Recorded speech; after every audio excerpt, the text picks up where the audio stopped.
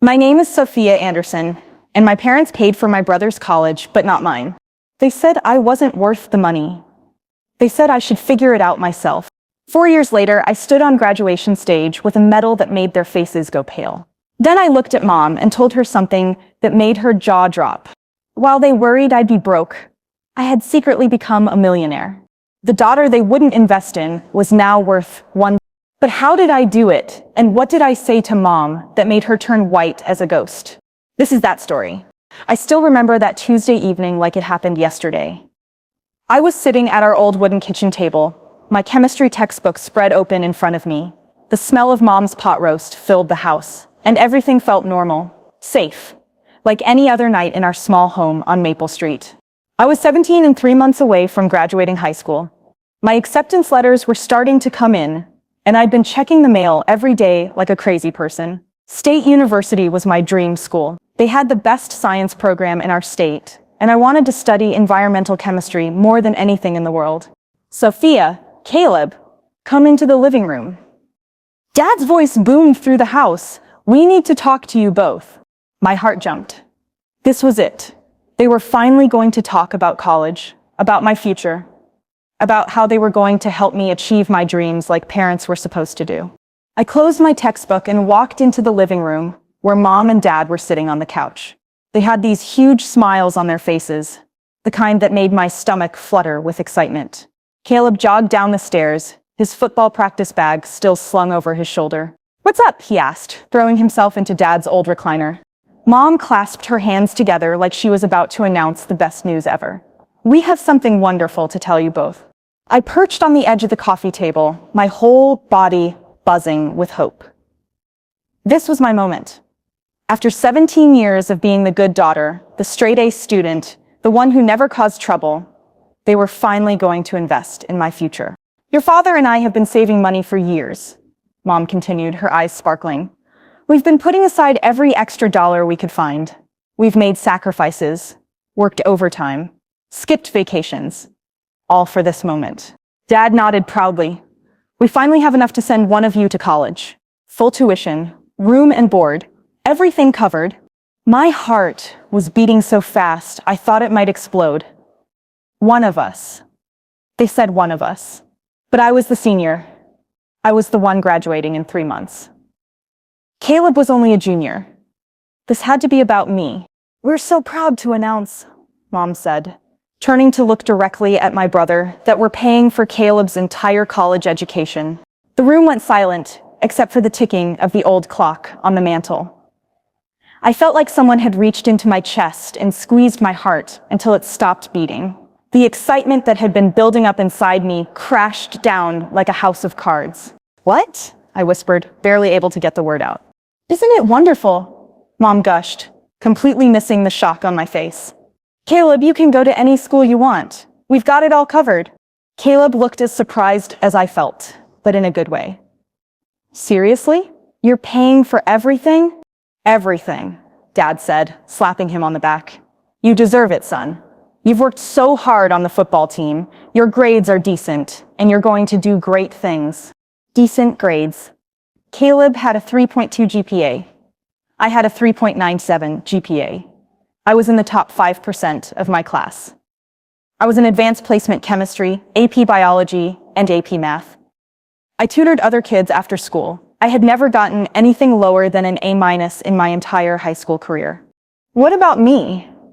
The words came out smaller than I intended, like a little girl asking why she didn't get a present on her brother's birthday. Mom and Dad looked at me like they'd forgotten I was even in the room. "Well, Sophia," Dad said, clearing his throat, "you're smart. Really smart. You'll figure something out." "Figure something out," I repeated, my voice getting stronger. "I'm graduating in 3 months." "Caleb doesn't graduate until next year." "That's exactly why this makes sense," Mom explained, like she was talking to a 5-year-old. "Caleb needs more time to prepare. You've always been so independent, so capable. We know you can handle this on your own." Independent, capable. Those were just nice words for "we're not going to help you." "Maybe you could go to community college for a couple years," Dad suggested. "Save up some money, then transfer somewhere later. Or get a job right after graduation," Mom added helpfully. You could work for a few years and then decide if college is really what you want. If college was really what I wanted, I'd been talking about college since I was 12 years old. I'd been planning my classes, researching schools, dreaming about studying science, and maybe becoming a researcher or a professor. They knew this. They'd heard me talk about it hundreds of times. But State University, I said weakly. I applied there. I might get accepted. State University is expensive, honey, Mom said, and competitive. Even if you got in, could you really handle all that pressure? Caleb is more built for that kind of challenge. Built for that kind of challenge. My brother, who had never read a book that wasn't assigned for class. My brother, who needed help with his algebra homework from me, his younger sister. My brother, who spent more time playing video games than studying. But he was built for college, and I wasn't. We're not saying you can't go to college eventually, Dad said quickly, seeing the look on my face. We're just saying this makes the most sense right now. Caleb was grinning like he'd won the lottery. Which I guess he had. Thanks, Mom and Dad, he said, jumping up to hug them both. This is amazing. I can't wait to tell the guys on the team. I sat there watching my family celebrate my brother's future while mine crumbled into pieces. They were so happy, so excited about his opportunities. When was the last time they'd been excited about anything I'd accomplished? When I'd made honor roll last semester, Mom had said, "That's nice, dear," and went back to folding laundry. When I'd won the science fair, Dad had missed the ceremony because he had to work late. When I'd gotten a perfect score on my essay TAS, they barely looked up from the TV. But Caleb gets free money for college, and it's time for a family celebration. I'm going to my room, I said quietly, standing up. Okay, sweetie, Mom said, not even looking at me. She was too busy discussing dorm options with my brother. I walked upstairs, feeling like I was moving through water. Everything felt slow and unreal. I closed my bedroom door, sat on my bed, and stared at my college brochures spread across my desk. State University, the beautiful campus, the amazing science labs, the professors who were doing research that could change the world. All of it felt impossible now. I picked up my phone and almost called my best friend Maya, but what would I say? Hey, guess what? My parents think my brother deserves a future, but I don't. Instead, I lay down on my bed and stared at the ceiling. For the first time in my life, I felt truly alone. Not just disappointed or sad, but completely, utterly alone. That night, I cried myself to sleep for the first time since I was little. But as I lay there with tears on my pillow, something else started growing inside me alongside the hurt. Determination. If my parents wouldn't invest in my future, then I'd have to invest in it myself. If they thought I wasn't worth the risk, I'd prove them wrong. I didn't know how yet, but I was going to find a way to go to college. I was going to study science. I was going to make something of myself. And someday, they were going to regret underestimating me. That thought became my morning alarm clock. Every day when I woke up, those words echoed in my head like a promise I'd made to myself. A promise that kept me going when everything else felt hopeless. The next few months turned into the hardest time of my entire life. While my classmates worried about prom themes and senior trips, I worried about how I was going to pay for my future. While Caleb got daily congratulations from relatives and neighbors about his full ride to college, which wasn't exactly true, but my parents never corrected anyone, I quietly applied for every job I could find. My first job was cleaning offices downtown after school. Mrs. Peterson, who owned the cleaning company, hired me because I was the only 17-year-old who showed up to the interview on time and wearing clean clothes. Most kids your age don't want to work this hard, she told me as she handed me a uniform. But you seem different. Different. That word was starting to follow me everywhere. The work was harder than I'd expected. Every day after school, I'd change into my cleaning uniform and spend 4 hours scrubbing toilets, emptying trash cans, and vacuuming office carpets. My hands got dry and cracked from all the cleaning chemicals. My back ached from bending over desks and picking up garbage. But every night when I got home, I'd count my money and add it to the jar hidden under my bed. $25, $30, $42. Each crumpled bill was another step closer to college. Why are you working so much? Maya asked me one Friday when I had to skip lunch to fill out another job application. You're missing everything fun about senior year. I looked at her with her designer backpack and her new iPhone that her parents had bought her for her birthday. Maya was my best friend, but she lived in a different world. A world where parents paid for college and 17-year-olds didn't have to choose between fun and their future. I need the money, I said simply. But your parents will change their minds, she insisted. Once they see how hard you're working, they'll realize they made a mistake. I wanted to believe her. Some small part of me still hoped that maybe, if I proved myself enough, they'd reconsider. Maybe if I showed them how serious I was about college, they'd find a way to help me too. But every day proved me wrong. Every day, I watched my parents get more and more excited about Caleb's future. They spent hours researching colleges with him, helping him fill out applications, planning campus visits. Mom bought him a new laptop for school research. Dad took time off work to drive him to college fairs. Meanwhile, when I asked to borrow the car to visit the community college that might be my backup plan, Dad told me I needed to be more realistic about my options. Community college is a perfectly good choice, Mom said when I brought it up at dinner. Lots of successful people start there.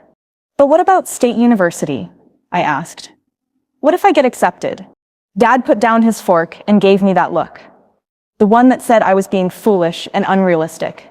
Sophia, sweetie, state university costs almost $30,000 a year. Even if you got accepted, which is a big if, how would you possibly afford that? Student loans, I said.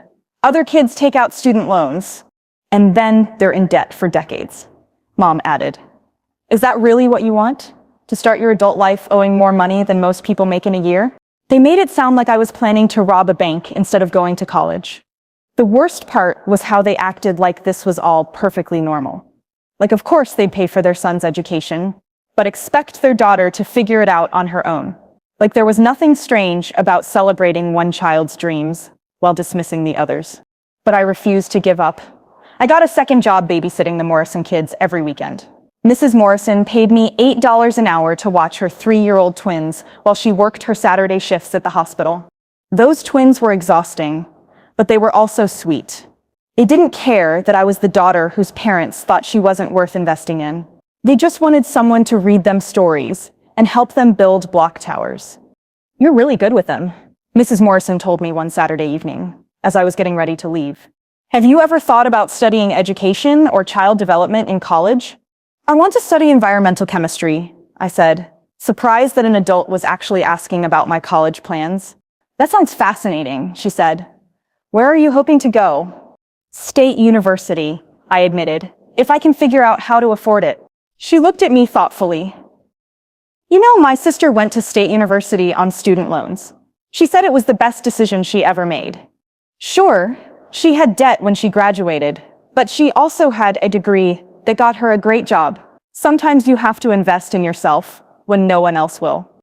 Those words stuck with me. Sometimes you have to invest in yourself when no one else will. That night, I made a decision that would change everything.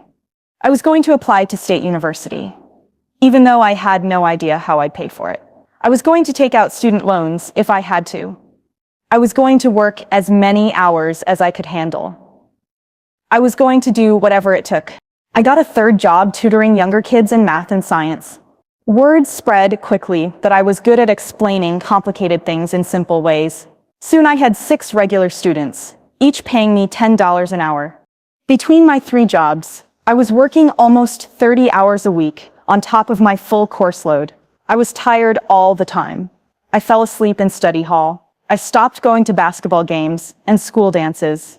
My social life basically disappeared.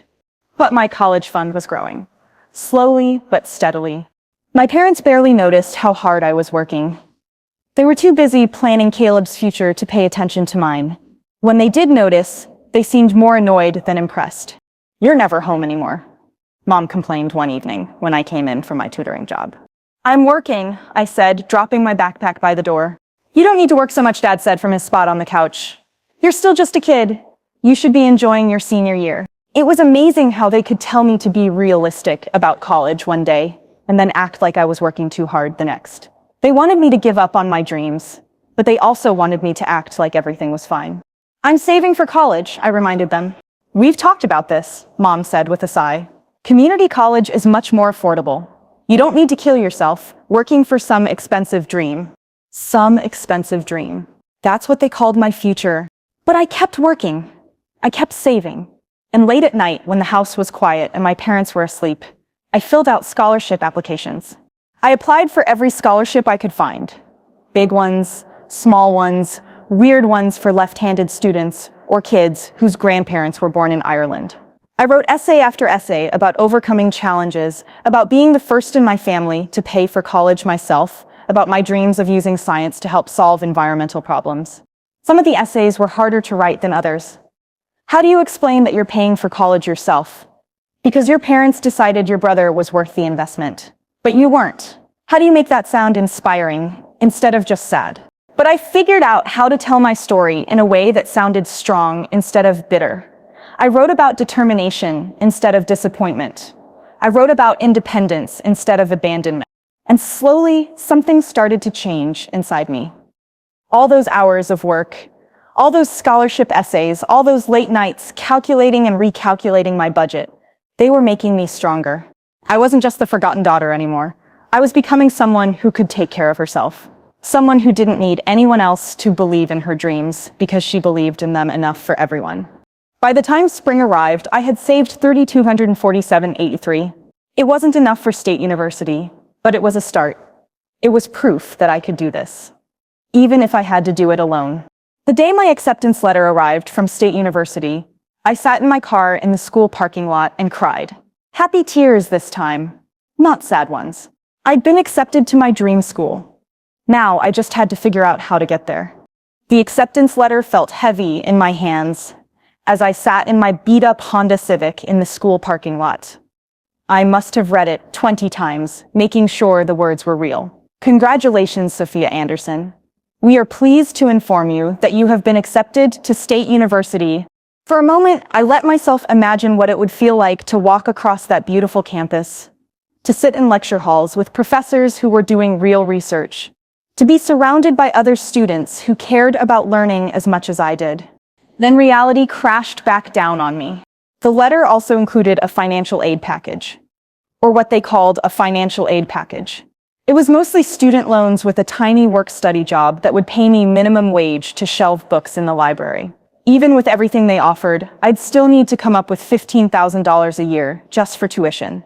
That didn't include room and board, textbooks, or food. I did the math in my head.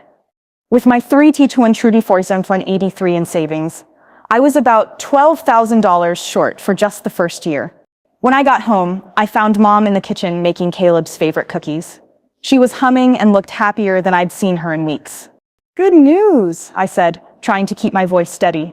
I got accepted to State University. She looked up from the cookie dough, and for a second, I thought I saw pride flash across her face. Oh, that's wonderful, honey. Congratulations. My heart lifted a little. Maybe this would change things. Maybe now that I'd proven I could get into a good school, they'd reconsider helping me. Of course, Mom continued, going back to rolling cookie dough. Getting accepted and being able to afford it are two different things. And just like that, my hope deflated like a popped balloon. I got some financial aid, I said, and I've saved almost $3,500. That's great, sweetie, but State University is expensive. Really expensive. She put a tray of cookies in the oven and turned to face me. Have you looked into that community college we talked about? I picked up a brochure for you. She handed me a glossy pamphlet for Riverside Community College. The campus looked nice enough, but it wasn't State University. It wasn't my dream. Mom, I said carefully, what if I took out student loans? Lots of students do that. Her face got that worried look it always got when I talked about money. Sophia, student loans are serious business. You could end up owing $50,000 or more by the time you graduate. That's like having a mortgage, except you don't get a house. But I'd get an education, I said. I'd get a degree that could help me get a good job.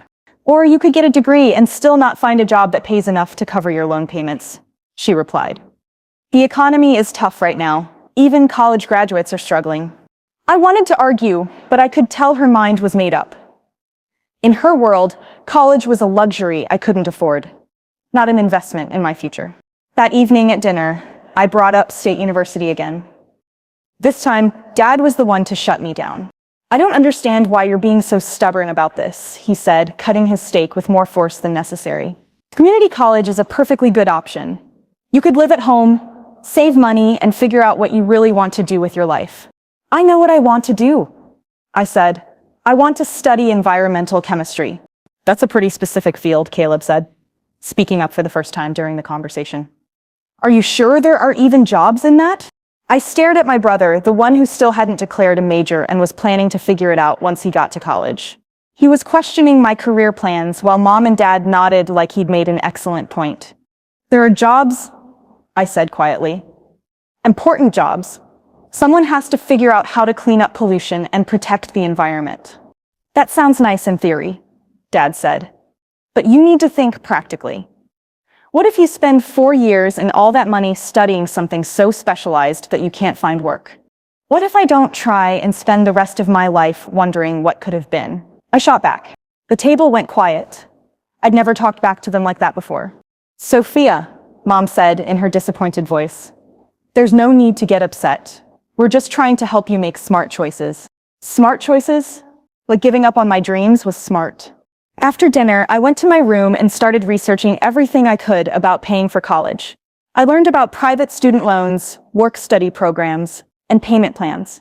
I calculated how much I'd need to work during school to cover my expenses. It was going to be tight. Really tight.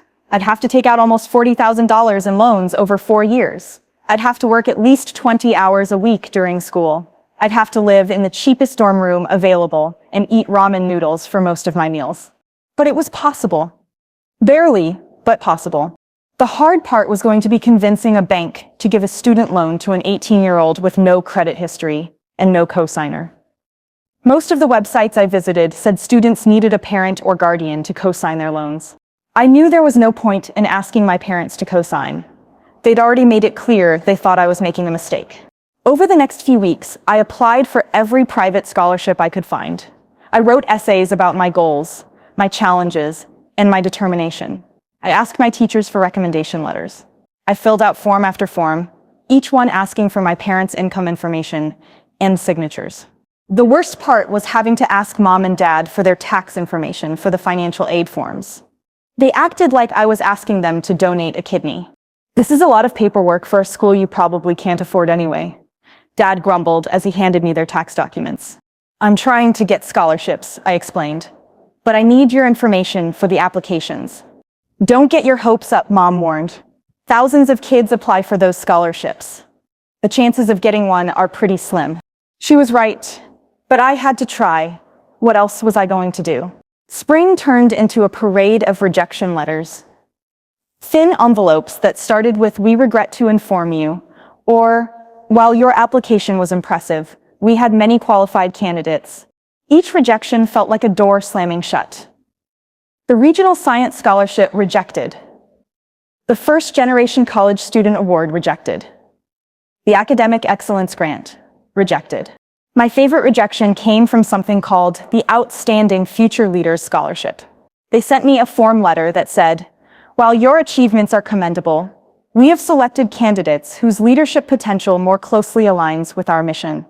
Leadership potential.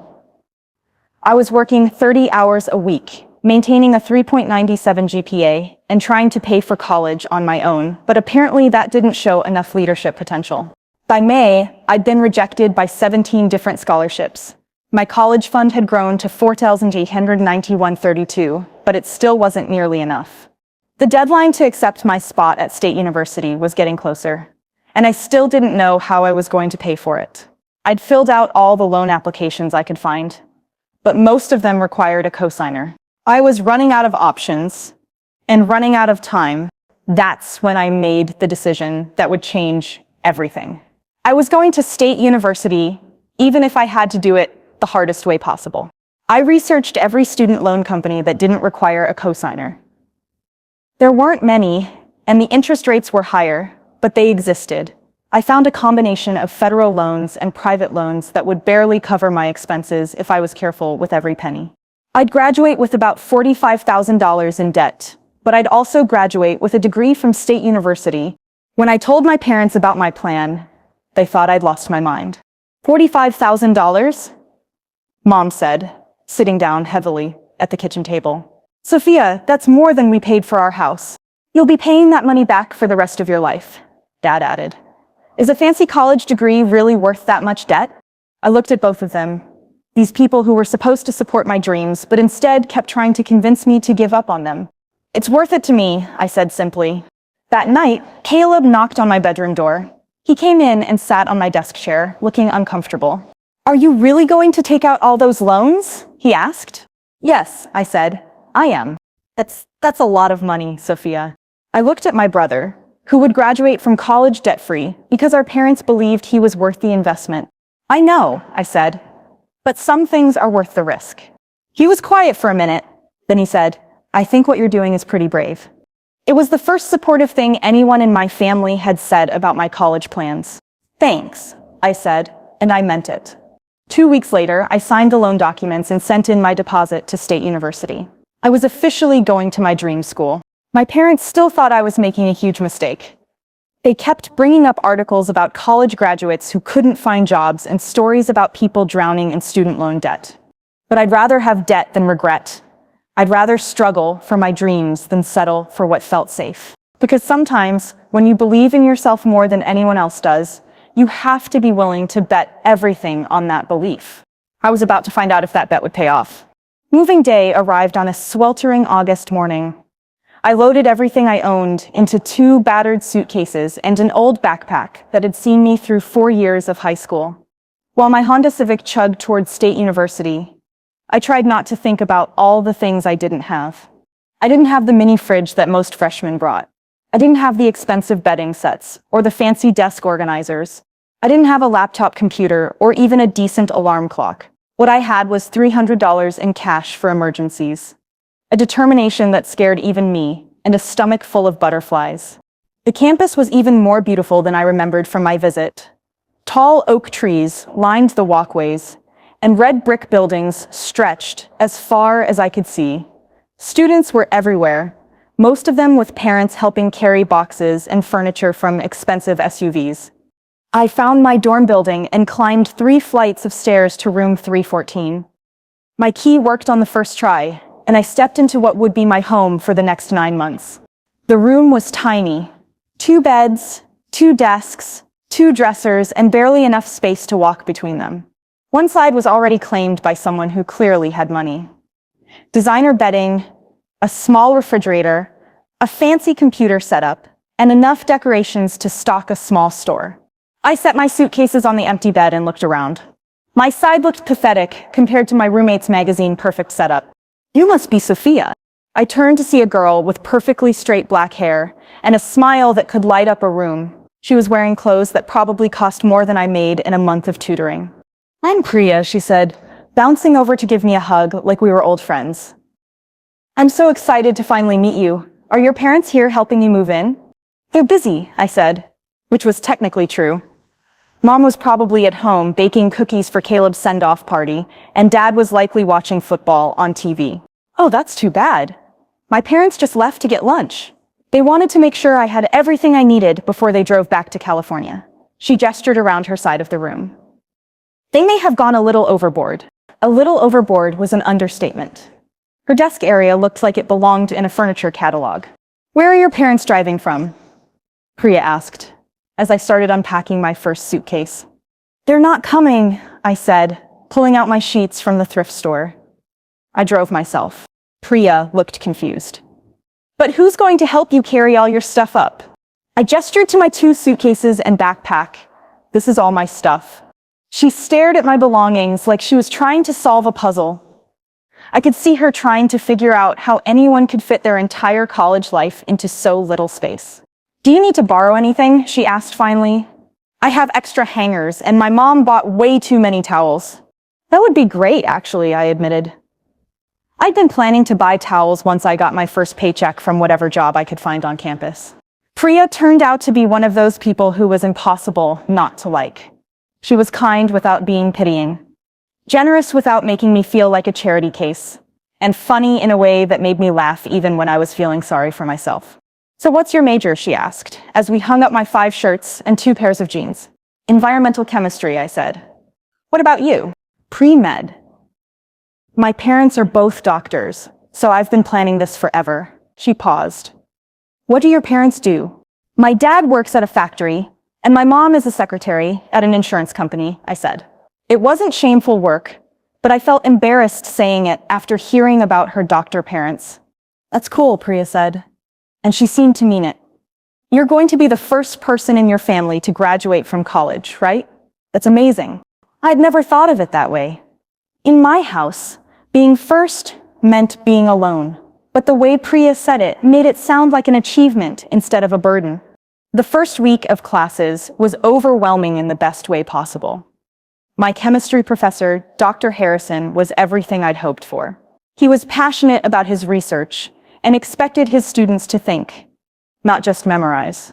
My biology professor was brilliant and funny. My math professor was tough but fair.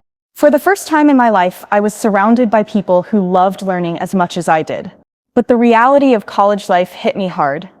While other students went to orientation week parties and football games, I spent my evenings filling out job applications. I needed to start working as soon as possible if I was going to make my loan payments and still have money for food. I applied for every on-campus job I could find. Food service, library assistant, lab cleaner, gym equipment monitor. Some of the applications asked why I wanted the job, and I had to be careful not to sound desperate even though I was. My first break came when Dr. Harrison announced that his research lab was looking for undergraduate assistants. This is a paid position, he said after our chemistry lecture. We're looking for students who are serious about research and willing to work hard. The hours are flexible, but we expect commitment. I stayed after class to talk to him. My hands were shaking as I approached his desk. Dr. Harrison, I'm very interested in the research position. He looked at me over his glasses. What's your background in chemistry, Ms. Chen? I took AP chemistry in high school and got a 5 on the exam. I've been reading about environmental applications of chemistry since I was 15. I know I don't have lab experience yet, but I'm willing to learn everything. Why are you interested in research as a freshman? He asked. I took a deep breath. Because I want to understand how chemistry can help solve environmental problems. And because I need to work to pay for school. He nodded slowly. Honesty, I appreciate that. Most students give me some speech about their passion for discovery. You're the first one to mention needing money. I do have passion for discovery, I said quickly, but I also have bills to pay. Dr. Harrison smiled. Come to my office tomorrow at 3. We'll talk more about the position. I walked out of that classroom feeling like I could fly. This could be it. This could be the job that would make everything work. The next day, I put on my best outfit, which wasn't saying much, and knocked on Dr. Harrison's office door at exactly 3 o'clock. His office was small and cluttered with research papers, scientific journals, and what looked like 20 different coffee mugs. He gestured for me to sit down in a chair that had seen better days. Tell me about yourself, Sophia, he said. Not just your grades. Tell me who you are. So I did. I told him about growing up in a family that didn't understand my love of science. I told him about working 3 jobs to save for college. I told him about taking out loans that scared me, but not as much as giving up on my dreams scared me. You know, he said when I finished, I've been teaching for 15 years, and I can usually tell which students are going to succeed. It's not always the ones with the highest test scores or the fanciest backgrounds. It's the ones who want it most. I want it, I said, more than anything. The position pays $12 an hour, up to 20 hours a week. You'll start by cleaning equipment and organizing supplies. But if you show aptitude, you'll move up to helping with actual experiments. Interested? 20 hours a week at $12 an hour? That was almost $1,000 a month. Combined with my student loans and the little bit I'd saved, I could actually make this work. Yes, I said, trying not to cry from relief. Yes, I'm very interested. Good.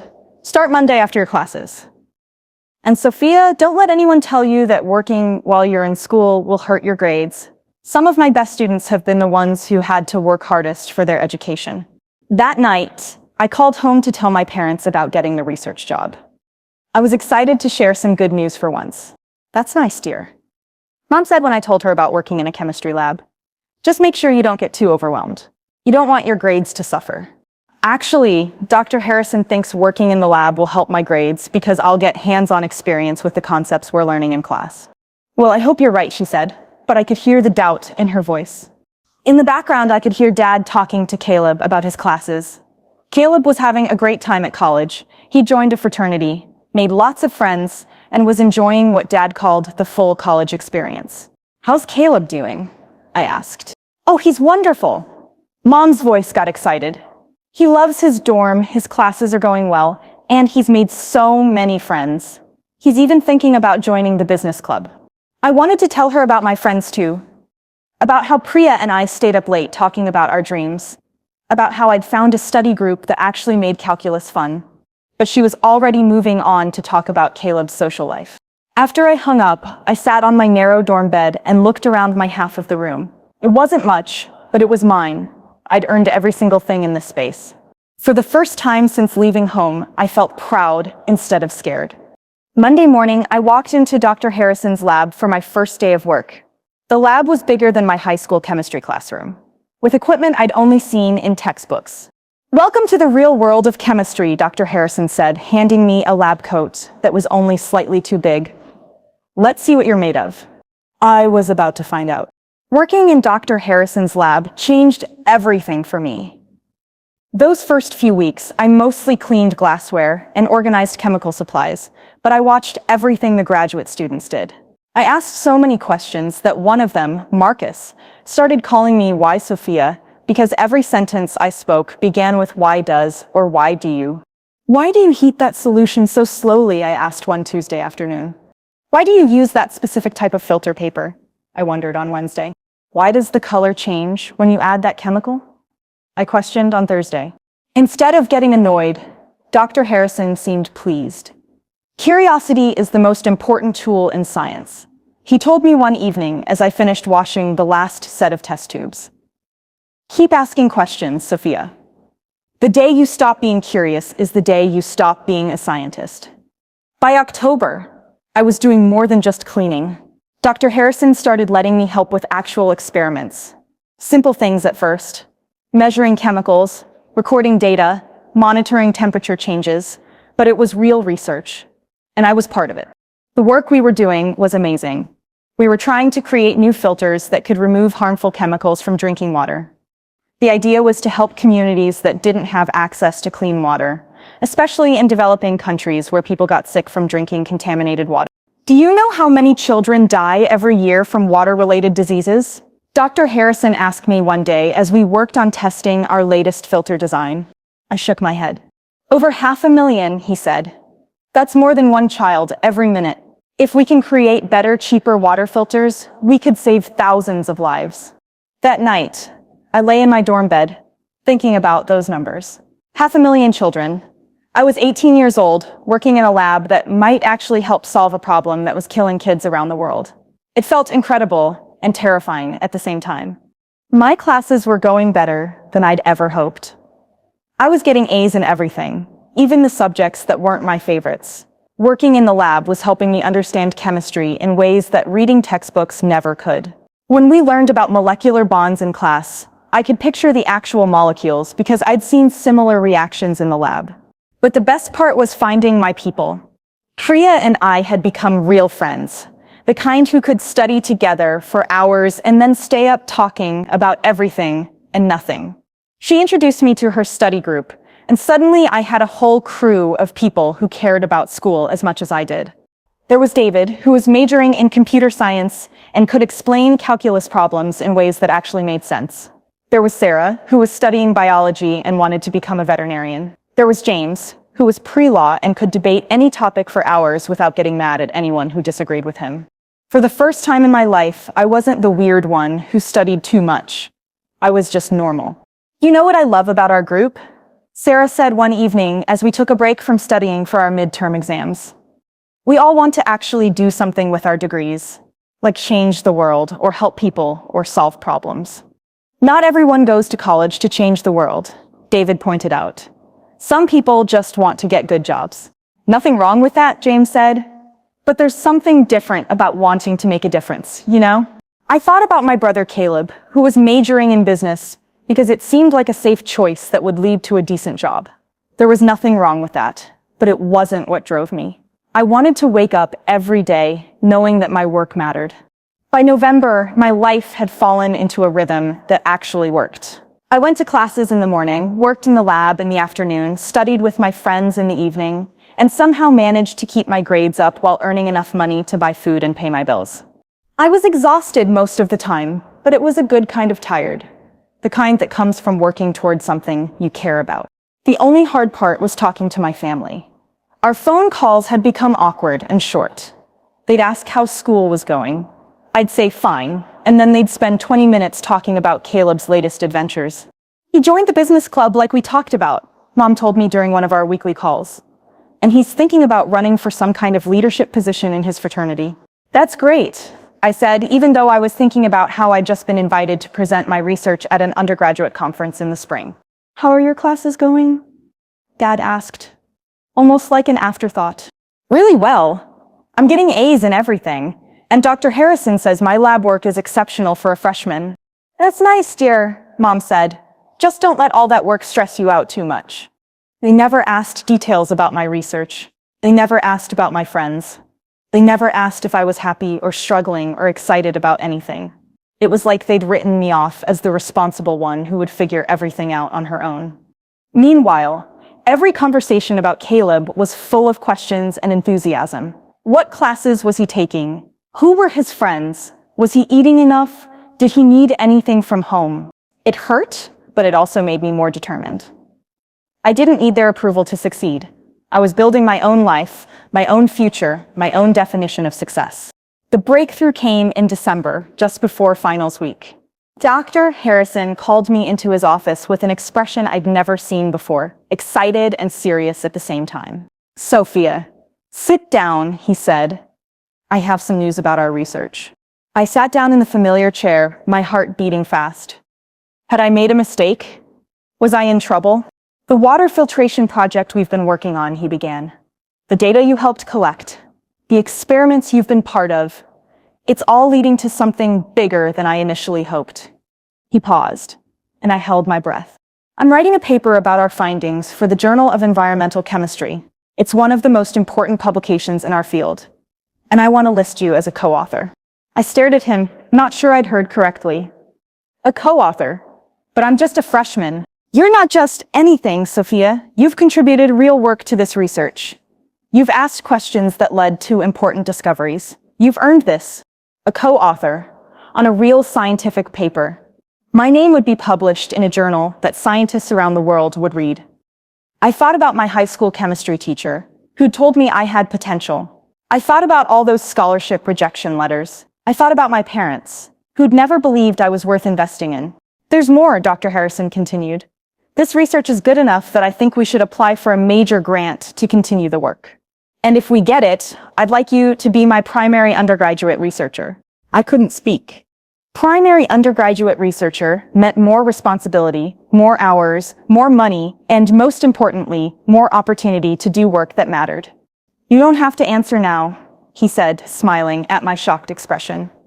Think about it over winter break. But Sophia, I want you to know something. In 15 years of teaching, I've rarely seen a student with your combination of intelligence, curiosity, and work ethic. You have real potential to make a difference in this field. Walking back to my dorm that afternoon, I felt like I was floating.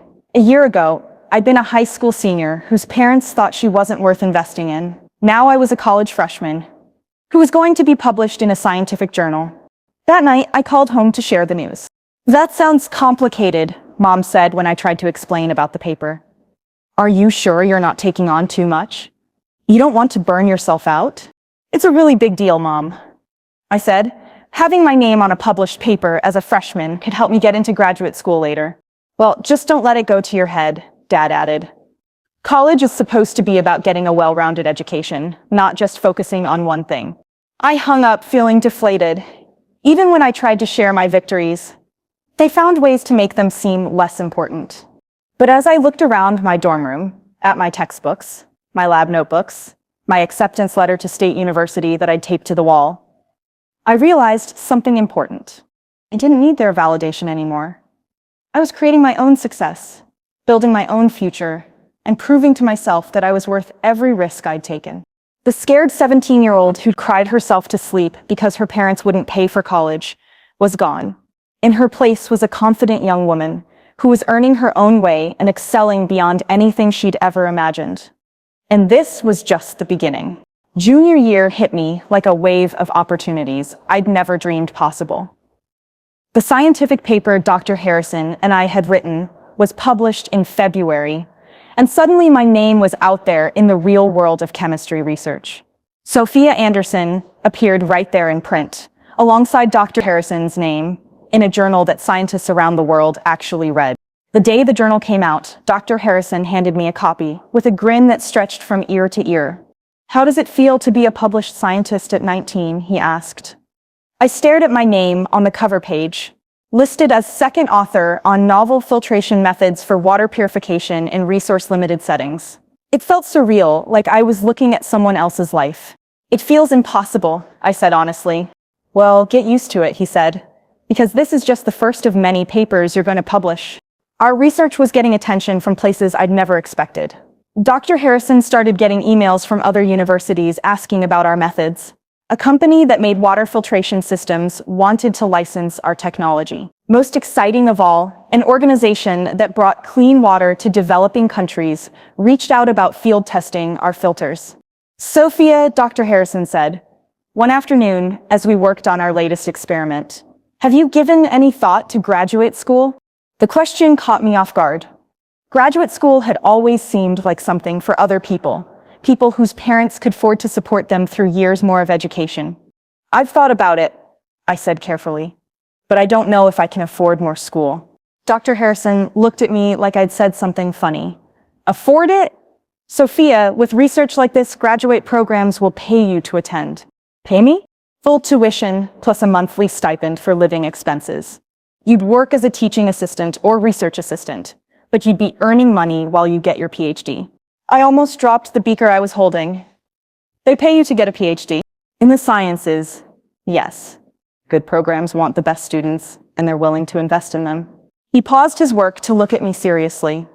"With your record, your grades, this publication, the research experience you're getting, you could get into any chemistry program in the country." Any program in the country. Harvard, MIT, Stanford, schools I'd never even let myself dream about. "Start thinking about where you want to apply," Dr. Harrison said. "We need to begin planning your applications for senior year." That night, I sat in my tiny apartment bedroom. I'd moved off campus sophomore year to save money and researched graduate programs. The more I read, the more excited I got. These weren't just schools. They were places where people were solving the world's biggest problems. Climate change, disease, pollution, energy, all the things I cared about. I made a list of dream schools: MIT, Harvard, Stanford, Princeton, University of California, Berkeley. Schools that seemed impossibly out of reach for the girl whose parents wouldn't pay for college. But maybe they weren't out of reach anymore. Spring semester brought even more good news. Dr. Harrison got the major grant he'd applied for, over $200,000 to continue our water filtration research. And true to his word, he named me as the primary undergraduate researcher. "This means we can expand the project significantly," he told me as we celebrated with coffee in his cluttered office. "We'll be able to test our filters in real communities, work with international aid organizations, maybe even present our findings at major conferences." "Conferences?" I asked. "The American Chemical Society National Meeting. The International Water Association Conference. Places where the top researchers in the world gather to share their work." I thought about the scared freshman who'd arrived at State University with 2 suitcases and a handful of dreams. Now I was going to present research at conferences where the world's leading scientists would be listening. The work became more intense and more exciting. We weren't just testing filters in the lab anymore. We were designing systems that could be manufactured cheaply and used in villages that had never had access to clean water. Every successful test meant we were one step closer to actually saving lives. My friends noticed the change in me. During one of our study sessions, Sarah looked up from her veterinary textbooks and said, Sophia, you're like a different person this year. You're so confident now. I feel different, I admitted, like I'm actually becoming who I'm supposed to be. It's awesome to watch, David said. Remember freshman year when you were so worried about money and fitting in? Now you're this badass researcher who's going to change the world. It was true. The constant worry about money was still there. I was still working 25 hours a week and living on ramen noodles, but it didn't define me anymore. I knew what I was working toward, and I could see that it was all going to be worth it. The hardest part was still my family. Our conversations had become even more strained as my achievements grew bigger and their interest remained small. How's school going? Mom asked during one of our monthly phone calls. Really well, I said. I just found out I'm going to present my research at a national conference this summer. That's nice, dear. Will you be able to visit home this summer? She'd completely ignored what I'd said about the conference. Meanwhile, when Caleb mentioned he might get an internship at a local bank, they talked about it for 20 minutes. He might not be able to visit much, I said. I'll be traveling for research and I need to work on my graduate school applications. Graduate school? Dad's voice came through the speaker. More school? When are you planning to get a real job and start your adult life? A real job. As if becoming a scientist wasn't a real job. As if the research I was doing wasn't real work. This is my adult life, Dad, I said quietly. I'm doing exactly what I want to do. But when will you start making money? Mom asked. You can't be a student forever. I wanted to tell them about the job offers I was already getting from companies that had heard about my research. I wanted to explain that PhD students get paid, that professors make good livings, that scientific research was both meaningful and financially stable. But I'd learned that they weren't really listening. They'd made up their minds about what my life should look like, and it didn't include excellence. After I hung up, I called Priya, who was now at medical school but still my closest friend. They just don't get it, I told her. It's like they can't see that I'm succeeding. Or maybe they can see it, and it makes them uncomfortable, she said. Maybe it's easier for them to think you're making a mistake than to admit they were wrong about you. That hit me hard because it felt true. If they acknowledged how well I was doing, they'd have to face the fact that they'd chosen not to support me when I needed them most. But their opinion mattered less and less each day.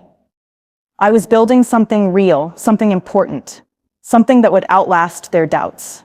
The biggest news came in May, just before the end of junior year. Dr. Harrison called me into his office with an expression I'd never seen before. Excitement mixed with disbelief. Sophia, sit down, he said. I have news that's going to sound impossible. I sat down, my heart racing. After 3 years of surprises, I'd learned that impossible things had a way of becoming possible in Dr. Harrison's lab.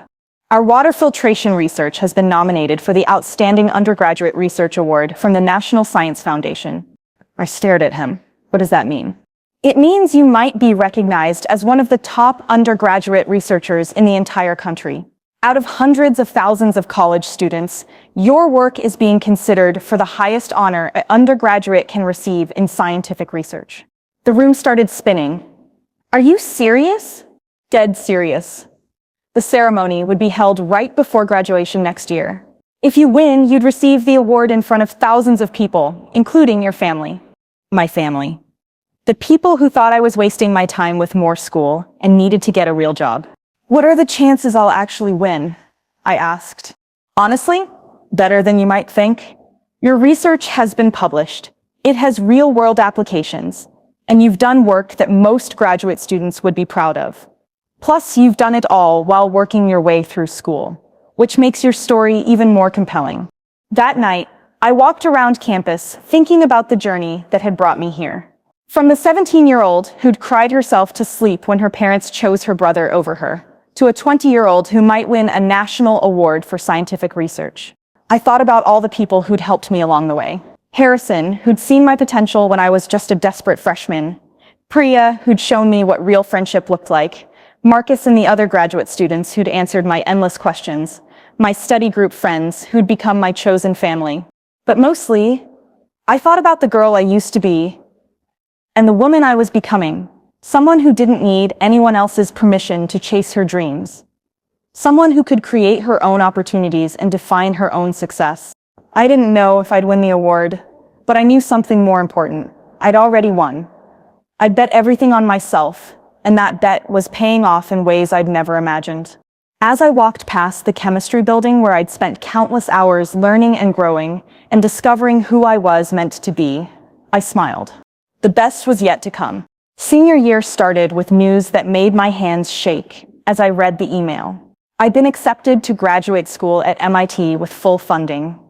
Not just MIT, Harvard had accepted me too. So had Stanford, Princeton, and every other top program I'd applied to. Each acceptance letter felt like a small miracle, full tuition covered, plus a monthly stipend of $2,800 for living expenses. After 4 years of counting every penny, of choosing between textbooks and groceries, the idea of being paid to go to school seemed too good to be true. "You have your pick of the best chemistry programs in the world," Dr. Harrison said, as we looked through my acceptance letters in his office. "MIT has an incredible environmental chemistry group. Harvard's doing cutting-edge work on sustainable materials. Where are you leaning?" "MIT," I said without hesitation. "Their water purification research is exactly what I want to focus on." "Excellent choice." "Professor Martinez there is doing groundbreaking work on filtration systems for developing countries. Your research experience will make you a perfect fit for her lab." I thought about calling my parents to share the news, but I already knew how that conversation would go. They'd find some way to worry about it or make it seem less impressive than it was. Instead, I called Priya, who screamed so loud through the phone that my roommates came running to see if I was okay. "MIT!" she shrieked. "Sophia, you're going to MIT. With full funding. Do you realize how incredible this is?" I did realize it. 4 years ago, my parents had told me I wasn't worth investing in. Now the best universities in the country were competing to invest in me, but the biggest surprise was still coming. In October, Dr. Harrison pulled me aside after one of our lab sessions with an expression I'd never seen before, serious, excited, and almost disbelieving all at once. "Sophia, I just got off the phone with someone from TechCorp Industries," he said. TechCorp was one of the biggest water technology companies in the world. We'd been in touch with them about our research, but I figured it was just academic interest. "They want to meet with us next week," Dr. Harrison continued. "They're interested in licensing our filtration technology." "Licensing it?" I asked. "What does that mean exactly?" "It means they want to buy the rights to use our research to manufacture water filters. On a commercial scale, they think our technology could revolutionize water purification in developing countries." My heart started racing. "And if they license it, we'd get a percentage of all sales." "Could be very significant money, Sophia. Life-changing money." The meeting was scheduled for the following Tuesday. I'd never been in a corporate boardroom before, and I spent the weekend trying to figure out what to wear. My best outfit was a skirt and blouse I'd bought at a thrift store. But Priya insisted on lending me one of her professional-looking dresses. "You're about to negotiate a deal that could make you rich," she said as she helped me get ready. "You need to look the part." The TechCorp office was in a gleaming downtown building that was taller than any structure in my hometown. Dr. Harrison and I rode the elevator to the 20th floor, where we were met by 3 executives in expensive suits. "Dr. Harrison, Miss Chen," said the lead executive, a woman named Sarah Mitchell. "Thank you for coming. We're very excited to discuss your water filtration research." For the next 2 hours, they grilled us about our technology. How did it work? How much did it cost to manufacture? How effective was it compared to existing filters? Could it be scaled up for mass production? I answered their technical questions while Dr. Harrison handled the business side. It felt surreal to be sitting in that boardroom, being treated like an expert by people who probably made more money in a month than my family made in a year. "Your technology is impressive," Ms. Mitchell said finally. "We'd like to make an offer to license it." The number she mentioned made my head spin. $2.3 million for the exclusive rights to manufacture and sell our filters. My share, as co-inventor, would be 60% of that. 60% of $2.3 million. I did the math in my head and nearly fell out of my chair. $1.4 million. More money than I'd ever imagined having in my entire life. "We'll need some time to consider your offer," Dr. Harrison said professionally. But I could see the excitement in his eyes. After we left the building, we stood on the sidewalk in stunned silence. "Did that really just happen?" I asked. "It really just happened," Dr. Harrison said. "Sophia, you're about to become a very wealthy young woman. The paperwork took 3 weeks to finalize. 3 weeks of lawyers and contracts and negotiations. 3 weeks of me walking around campus in a daze, barely able to concentrate on my classes because my brain kept repeating the same thought. $1.4 million. When the check finally arrived, I stared at it for a full 10 minutes. It was more money than my parents had made in their entire working lives combined. It was enough to pay off my student loans 20 times over. It was enough to buy a house, a car, anything I wanted. But mostly, it was proof. Proof that I'd been right to believe in myself when no one else would. Proof that my dreams were worth the risk. Proof that the scared 17-year-old who'd cried herself to sleep had grown into someone who could change the world. I paid off my student loans first. All $43,000 of them, gone in an instant. For 4 years, that debt had hung over my head like a dark cloud, reminding me every month that I was on my own financially. Now it was just a memory. Then I did something that felt even better. I donated $100,000 to a scholarship fund for first-generation college students. Students like me, whose families couldn't or wouldn't support their education. Students who needed someone to bet on them when no one else would. I still didn't tell my parents about the money. I wanted to see what happened at graduation first.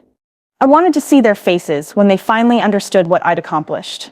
Dr. Harrison was nominated for several teaching awards that year because of our research success. In his acceptance speech for the Outstanding Faculty Mentor Award, he talked about me. The best part of being a professor isn't the research or the publications, he said. It's watching students discover their potential.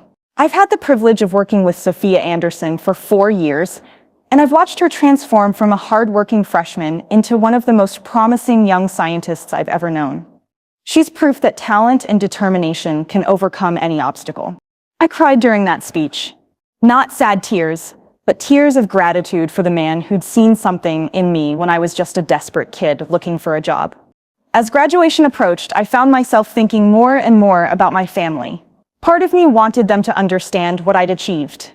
Part of me wanted them to be proud of me. Part of me still hoped for the validation I'd been missing for 4 years.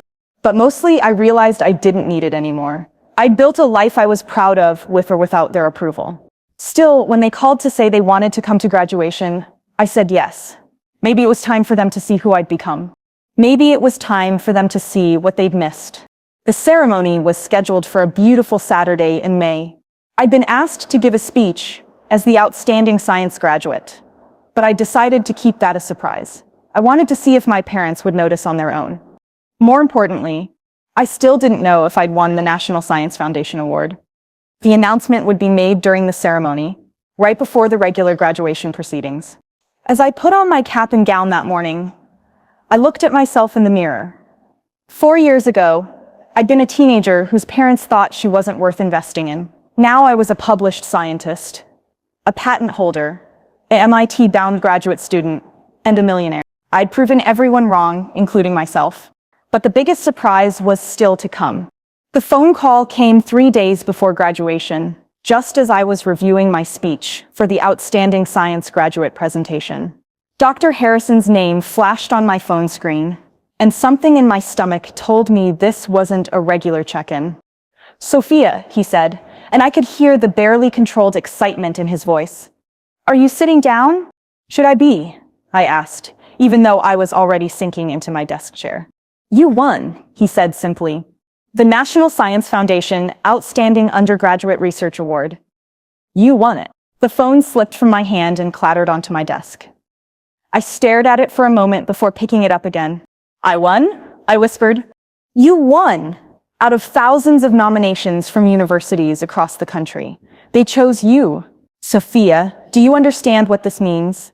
You're going to be recognized as the top undergraduate researcher in America. I couldn't breathe.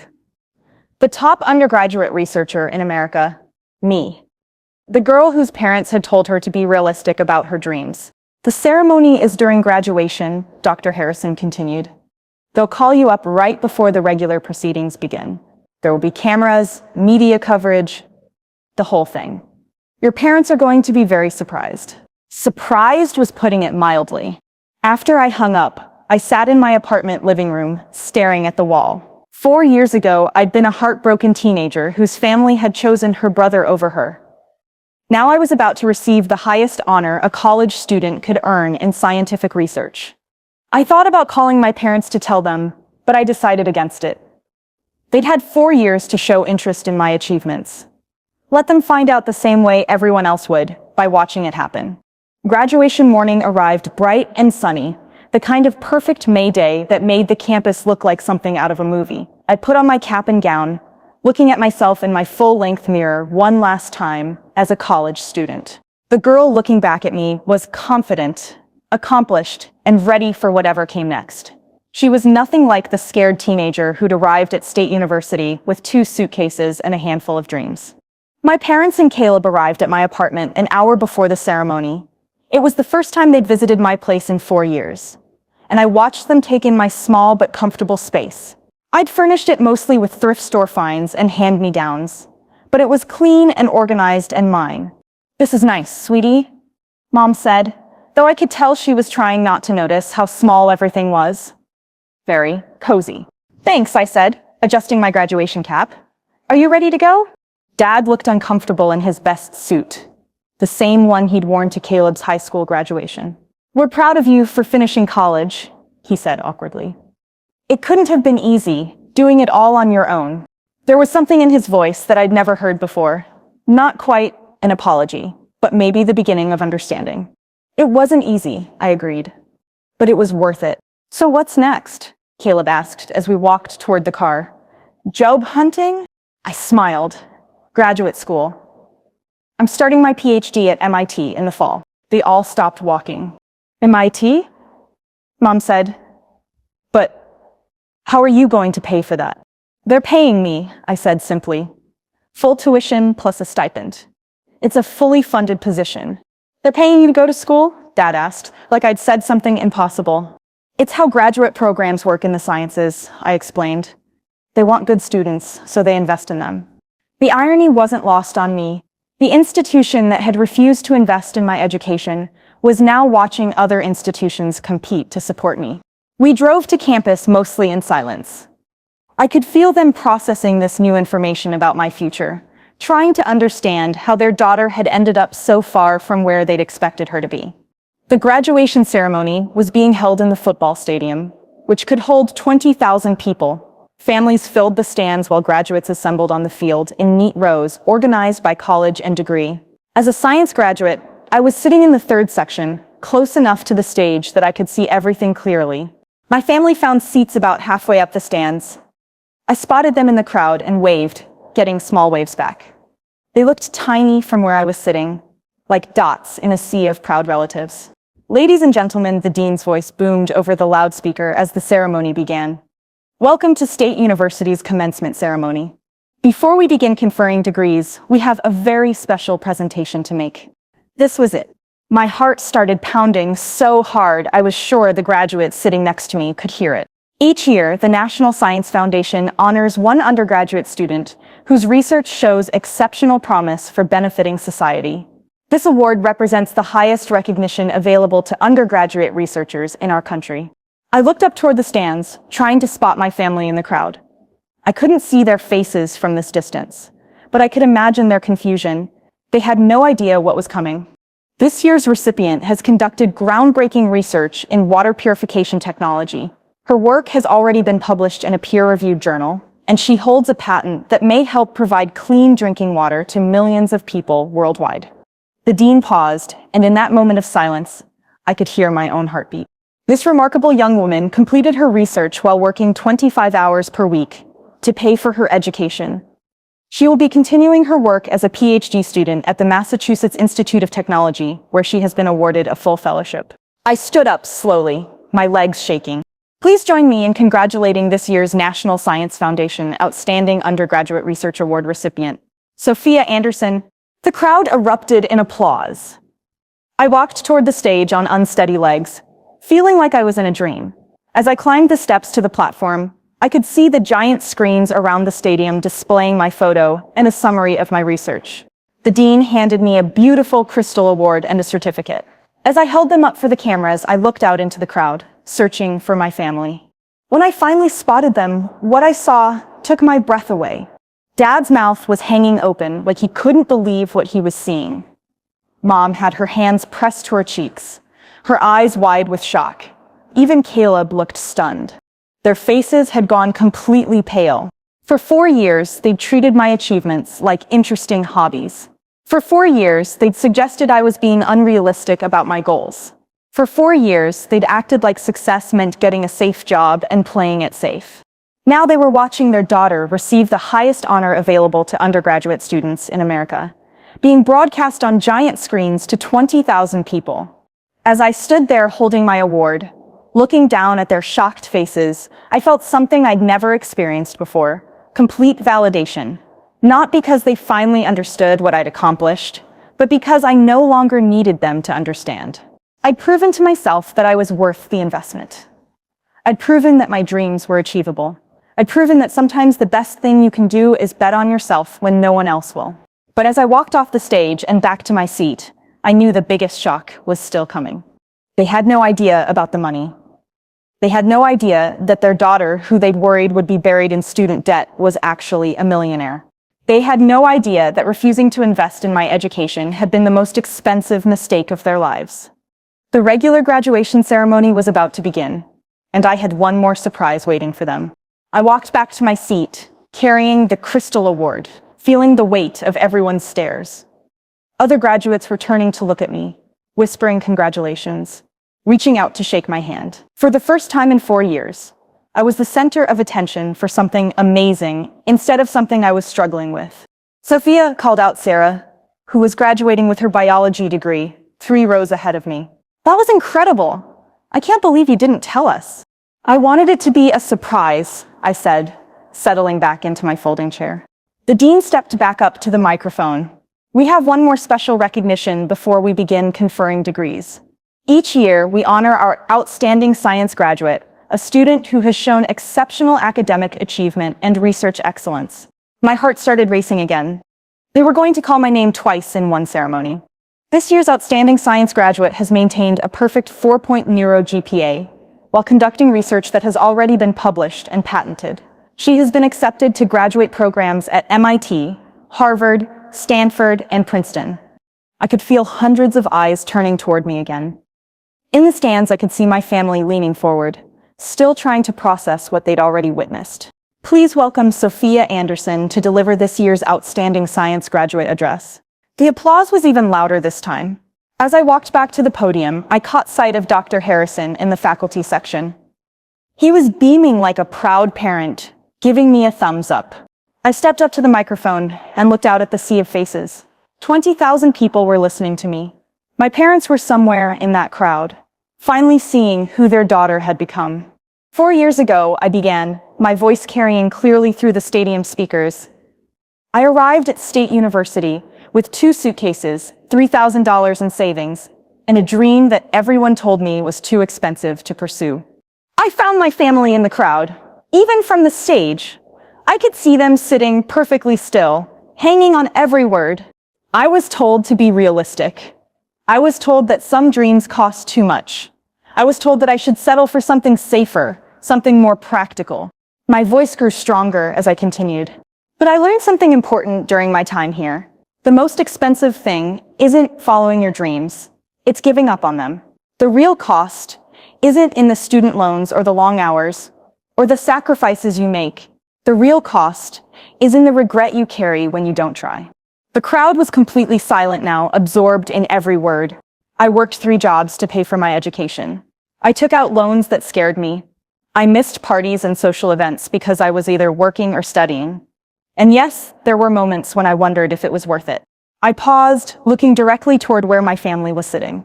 But standing here today, holding this award, accepted to graduate school at the world's best universities, I can tell you that every sacrifice was worth it. Every difficult decision led me to this moment. The applause started building before I even finished my next sentence. To my fellow graduates, especially those of you who had to fight for your education, who had to prove yourselves when others doubted you, you are living proof that investing in yourself is the best investment you can make. As I walked off the stage for the second time, the crowd was on their feet. But all I could think about was the conversation I was about to have with my family. The rest of the ceremony passed in a blur. Names were called, diplomas were handed out, caps were thrown in the air. When it was over, I made my way through the crowd of celebrating families, clutching my award and my diploma. I found my parents and Caleb standing near the edge of the field, looking like they'd been hit by a truck. "Sophia," Mom said as I approached them. Her voice was smaller than I'd ever heard it. We had no idea." "No idea about what?" I asked gently. "About any of this," Dad said, gesturing around us. "The award, the research, the graduate schools." "When did all this happen?" "Over the past 4 years," I said simply, "while I was here at college." "But why didn't you tell us?" Mom asked, and for the first time, I heard hurt in her voice instead of dismissal.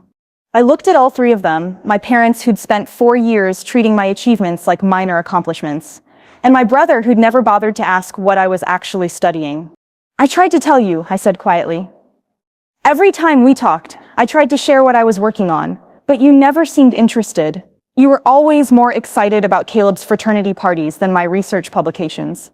The silence stretched uncomfortably between us. "We didn't know it was this important," Dad said finally. "That's exactly the problem," I replied. "You didn't know because you never asked. For 4 years, you treated my education like a hobby, while celebrating every small thing Caleb did in college." Caleb looked embarrassed. "Sophia, I'm sorry. I should have paid more attention to what you were doing." "You should have," I agreed. "But it doesn't matter now." "Of course it matters," Mom said quickly. "We're your family. We're so proud of you. This is incredible." I looked at her for a long moment. "Are you proud of me? Or are you proud of the award?" She opened her mouth to answer, then closed it again. "Because you've had 4 years to be proud of me," I continued. 4 years of perfect grades, research publications, academic achievements. But I only heard from you when you needed tax information for financial aid forms. "We thought you were handling everything so well on your own," Dad said weakly. "You seem so independent." "Independent isn't the same as not needing support," I said. "Do you know what it was like, working 25 hours a week while taking a full course load? Do you know how many times I ate ramen noodles for dinner because I couldn't afford anything else?" They looked stricken. "But here's what you really need to know," I said, taking a deep breath. "All those years you were worried about me taking on student debt. All those times you told me I was being unrealistic about expensive dreams." I paused, looking each of them in the eye. "My research, the water purification technology that just won a national award, has been licensed by a major corporation." They looked confused. "We paid $2.3 million for the rights to use my work. My share as the lead researcher is 1." The color drained from their faces completely. $1.4 million, I repeated. "I'm not just debt-free, I'm wealthy. While you were telling me to be practical and settle for community college, I was creating something that made me a millionaire." Dad sat down heavily on a nearby bench. Mom just stared at me like I was speaking a foreign language. "So when you ask me why I didn't tell you about my achievements," I continued, "it's because you made it clear that you didn't think my achievements were worth your attention. You chose not to invest in my education because you didn't think I was worth the risk. Now you know exactly how much that decision cost you." The irony was perfect. They'd refused to help me because they thought I'd end up buried in debt. Instead, the education they wouldn't fund had made me wealthier than they'd ever imagined possible. "We made a mistake," Mom whispered. "Yes," I said simply. "You did." But as I looked at their shocked, pale faces, I realized something important. I wasn't angry anymore. I was just finished. "The thing is," I said more gently, "it doesn't matter now. You missed watching me become who I was meant to be. You missed being part of the most important journey of my life. And you can never get that back." I turned to walk away, then stopped and looked back at them one more time. "But I want you to know something. I forgive you. Not because you've apologized or because you finally understand what you missed. I forgive you because holding onto anger was keeping me from enjoying everything I've accomplished." As I walked away from them, heading toward where Dr. Harrison and my friends were waiting to celebrate, I felt lighter than I had in years. I'd finally gotten the closure I didn't know I needed. Not the validation I'd always wanted from them, but something better, the certainty that I'd proven myself right to believe in my own dreams. The scared 17-year-old who'd cried herself to sleep 4 years ago was finally completely gone. In her place was a woman who knew her worth, and who would never again need anyone else's permission to chase her dreams. I walked across the grass toward where Dr. Harrison was standing, with a group of faculty members, all of them beaming at me like I'd just conquered the world. Which, in a way, Sophia, Dr. Harrison called out as I approached. There's our National Science Foundation winner. How does it feel? Surreal, I said honestly, still clutching my crystal award. Like I'm living someone else's life. Well, you better get used to it, said Dr. Martinez, the chemistry department head. This is just the beginning for you. MIT is lucky to have you. As the faculty members congratulated me and asked about my future plans, I kept glancing back toward where I'd left my family. They were still standing in the same spot, talking in what looked like hushed, urgent tones. Dad was gesturing with his hands. Mom kept shaking her head, and Caleb looked like he was trying to mediate some kind of argument. Everything okay? Dr. Harrison asked, following my gaze. Just family stuff, I said. They're processing some news. He nodded knowingly. Sometimes the people closest to us have the hardest time seeing how far we've come. They remember the person we used to be instead of seeing who we've become. Priya appeared at my side, practically bouncing with excitement. She'd driven down from medical school just for my graduation, and seeing her face made everything feel real again. Sophia Anderson, she squealed, throwing her arms around me. National Science Foundation winner. MIT-bound millionaire. I can't believe you've been keeping all these secrets. Not secrets. I laughed, just waiting for the right moment to share everything. And what a moment it was. I saw your parents' faces when they announced your award. They looked like they'd seen a ghost. More like they'd seen the daughter they never bothered to really know, I said. The celebration moved to a nearby restaurant that Dr. Harrison had reserved for graduating science students and their families. As we walked there, my phone buzzed with a text from Caleb. Can we talk? Please? We're at the campus coffee shop. I showed the message to Priya. Should I go? Do you want to? I thought about it. Part of me wanted to just move on, to start the next chapter of my life without looking back. But another part of me was curious about what they had to say now that the shock was wearing off. Yeah, I decided. I think I do. The campus coffee shop was nearly empty except for my family, who were sitting at a corner table looking like they'd been through an emotional earthquake. When I walked in, they all looked up at me with expressions I'd never seen before. Hi, I said simply, sitting down in the empty chair across from them. We've been talking, Mom said, her voice shaky. Really talking for the first time, maybe ever. About what? I asked. About how badly we messed up, Dad said. His usual confident tone was completely gone. About how we failed you. I waited for them to continue. We've been going over the last 4 years, Caleb said. All the times you tried to tell us about your research, your grades, your achievements. And we realized we barely listened to any of it. You were always so capable, Mom said, tears starting to form in her eyes. So independent. We thought you didn't need our support. But that wasn't fair to you, Dad added quickly. Just because you were capable of succeeding on your own doesn't mean you should have had to. I looked at all three of them, seeing something I'd never seen before, genuine remorse. Do you know, I said quietly, that in 4 years of college, you never once asked me what I was studying, not specifically. You never asked about my professors, my research, my goals beyond getting a degree. We know, Mom whispered. We know and we're ashamed.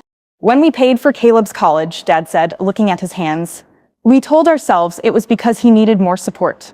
Because you were stronger, smarter, more independent.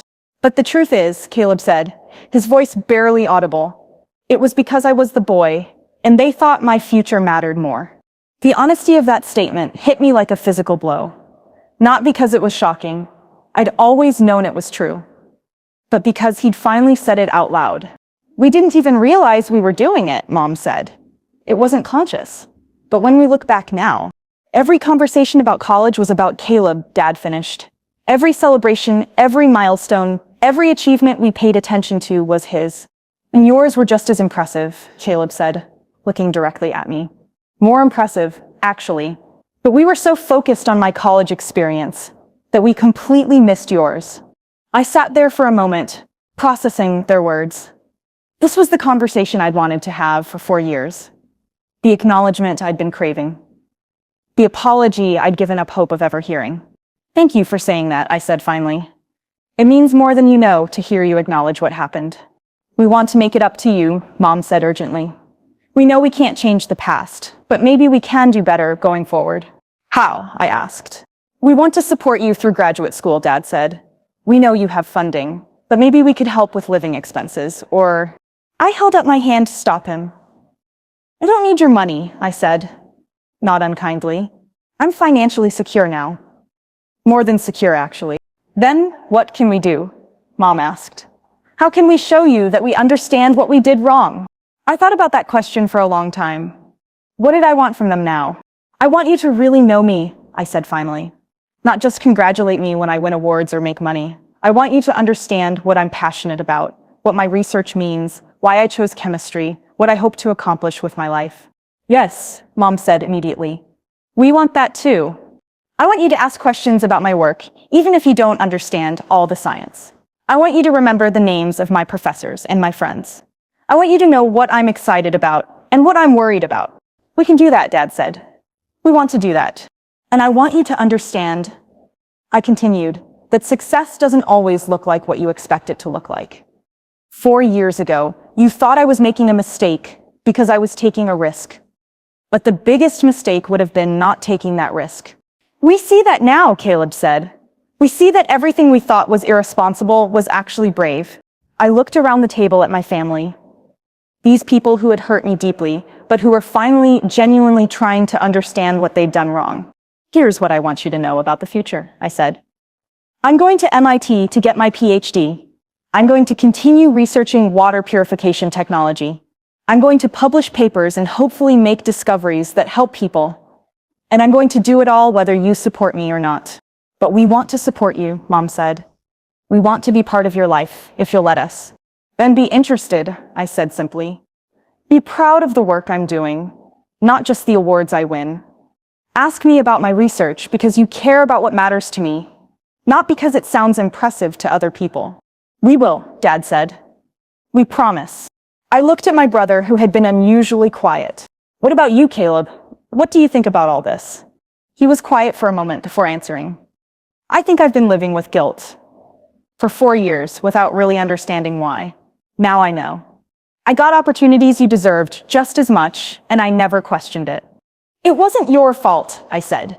"You didn't make the decision about who got college funding." "No, but I accepted it without thinking about what it meant for you. And I never bothered to learn about what you were accomplishing on your own." He paused. "I want to do better, too." For the first time in 4 years, I felt like I was talking to my actual family instead of strangers who happened to share my DNA. "Okay," I said. "Let's try to do better." "Really?" Mom asked, hope creeping into her voice. "Really? But it's going to take time. 4 years of feeling invisible doesn't disappear overnight." "We understand," Dad said. "We'll do whatever it takes." As I walked back to the celebration dinner, I felt something I hadn't expected to feel. Hope. Not hope that my family would finally fix everything, but hope that maybe we could build something new and better from what was left. The scared 17-year-old who had cried herself to sleep was truly gone now. In her place was a woman who knew her worth, who had proven her dreams were achievable, and who was ready to see what came next. And for the first time in 4 years, she wouldn't have to face the future completely alone. But even if she did, she knew she'd be just fine. Because sometimes the best thing that can happen to you is being forced to discover just how strong you really are. And that's how I proved that sometimes the best investment you can make is in yourself.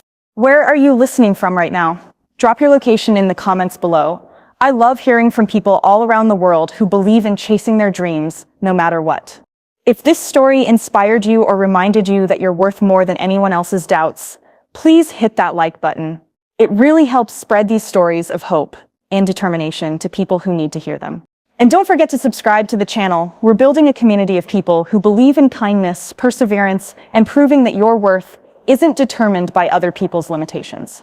There's another incredible story appearing on your screen right now about someone who turned their biggest setback into their greatest comeback. Click on it and let's keep spreading kindness together. Thanks for listening, and remember, you are worth investing in, even if you have to do it yourself.